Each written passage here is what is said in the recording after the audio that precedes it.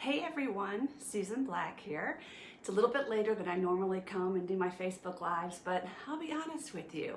I'm not going to be a Debbie Downer by any means, but I feel as though it's important to educate others about, for me personally, about depression and also about Alzheimer's disease, which are two things that impact me very closely. So today's been one of those days. I have a hard time getting out of bed. I don't even want to get up. I did get up finally this afternoon, went out to the porch, and we had a wonderful little misty storm out, which was really nice. And so I laid out on the porch and I listened to the birds and I watched the hummingbirds, so that was nice. But I took another nap. How much sleep does one person actually need? So it goes beyond sleep. It's depression. Now, I've had a lot of things that happened in my life over the years, and I've been a strong person, and I've been able to overcome those things. I shared with you before about my experience with my mother and that she walked out on us on Christmas Day when I was just a teenager and left my dad with the 4 kids and moved out on her own, and that was pretty traumatic. And then later my mom was diagnosed with Alzheimer's disease, and my brothers and I had to rally together, and we had to go to court and get guardianship of her and take care of her. It was a really ugly legal battle, but we did it. I was strong through the whole thing. My dad was diagnosed with pulmonary disease, and he ended up passing away, and my stepsisters gave me a lot of grief about the way I did things or didn't do things for my dad. No matter what I could do, it wasn't right. But I was strong through it. My stepmother had a diagnosis of ovarian cancer, and I went to go help take care of her. And again, I was asked to help take care of her.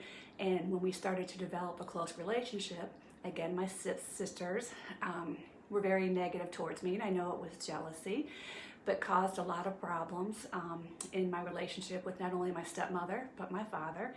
Again, I persevered and I was fine. But what really broke me down was when my husband got the diagnosis of early onset Alzheimer's disease. I was strong through all the other things, but when it comes and hits you so hard close to home, it really is hard. And, you know, like I said, I've been strong. I realized that I needed to get help, and I did, and I went to my doctor because I just went around the house crying all the time. I was just crying, and I would recite my marriage vows, and because I knew I needed to stay with my husband and we needed to be strong together, but this isn't what I wanted. Of course it's not. It's not what anybody else wanted. But his personality was changing, and he wasn't the person that he was before. And I was miserable. I was crying. So my physician started me on an antidepressant, and I tell you what, that was the best thing ever for me. Now, they say it typically takes about 2 weeks for an antidepressant to really get into your body and do what it needs to do. I had instantaneous results. So you could tell my body needed that SSRI. I was low on serotonin. So it was wonderful. The problem with a lot of these medicines is they have side effects. So I'm now on my 4th medicine, and they've all worked wonders, and I'm so thankful for them. But you get to the point where you have to live with the side effects. Well, now I'm beyond that it's working well, but I can't get out of bed. And I know COVID has a lot to do with it.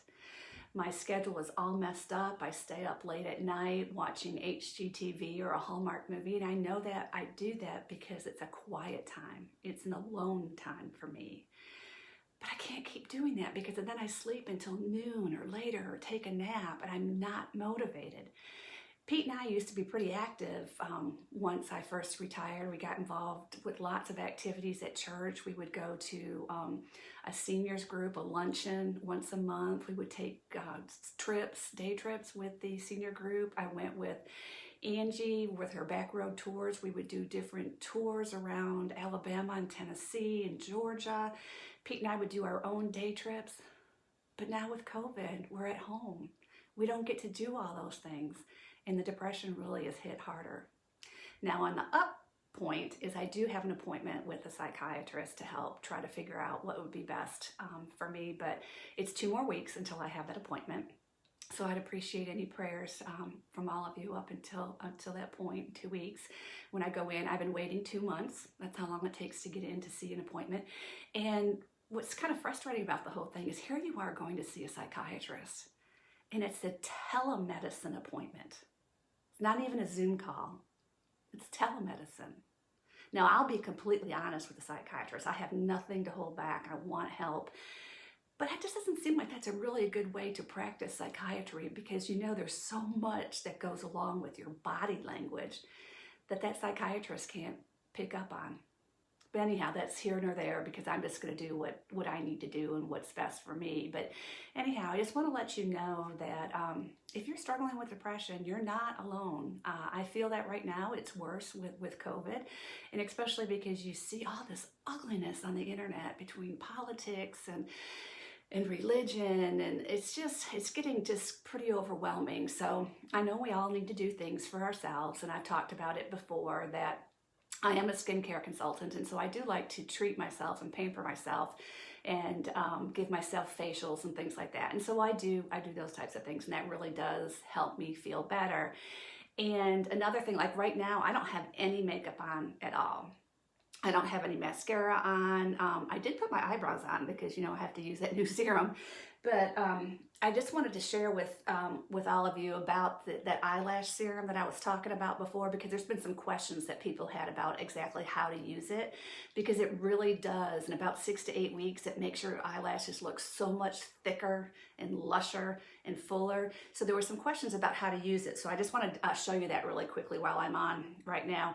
But it comes in this tube, and so they say to use it at night before bed. But I'll be honest, especially with COVID, I'm not really going anywhere, so it doesn't really make any difference. So you can use it before bed if you want, but if you find that you get a little bit of redness or irritation to your eyes, use it in the morning or use it whenever is good for you. But anyhow, you just kind of wipe off the little brush, and then you swipe it along your lash line. So use it one side on one eye, and then I use the other side on the other eye. You need to get it as close to your lashes as you can, not so much on your eyelid, and that way just on your top lashes only. Like I said, I use it in the morning, and you can let it dry for about 10 minutes, and then you can go about putting eye makeup on if you want. But I know it's important that we need to do things for ourselves, so I'm trying, but I need some prayers. And I don't know, if everybody would just do what they're supposed to do and wear their masks when they're out and about, maybe we can kind of nip this COVID thing in the bud a little bit sooner than later. And just to be kind to other people, reach out to other people. But I'll tell you what, I have some wonderful friends that said, you can call me anytime. But that's the thing with depression. You don't want to talk even on the phone. It takes too much energy. I make plans with people, and oftentimes I can be happy if the plans get canceled, because I don't want to go anywhere. I don't want to do anything. My poor husband, he's so supportive, but that's all I do is lay in bed. And I know it's a combination of COVID and his diagnosis, but I'm at the point now, I know I need more help. And like I said, I do have an appointment in 2 weeks with a psychiatrist. So I ask that you do reach out to people, whether they have depression or not, during this COVID situation, especially for those people who are no longer in the workplace, because we don't have that social interaction anymore. Like for me, the best thing for me is if somebody sends me a text or a funny joke or something, because if you call me, like I said, a lot of times I just don't feel like talking, and that's the depression. It's not anything against anybody in particular. I just don't want to talk on the phone. I owe people phone calls, and I realized that. I finally talked to my oldest brother last night after probably 3 or 4 weeks. I hadn't been in touch with him. I have not talked to my youngest brother except for via text or whatever. I owe my aunt a phone call from back in July. So, and it's not that I'm ignoring anybody. It's just right now I'm struggling. And when I struggle, I don't want to talk on the phone. So I ask for prayers for all of you. And like I said, reach out to those people that are home, especially those that are not out in any social type of situations. And do something for yourself. Pamper yourself in some way. So until we meet again, remember to enjoy your journey.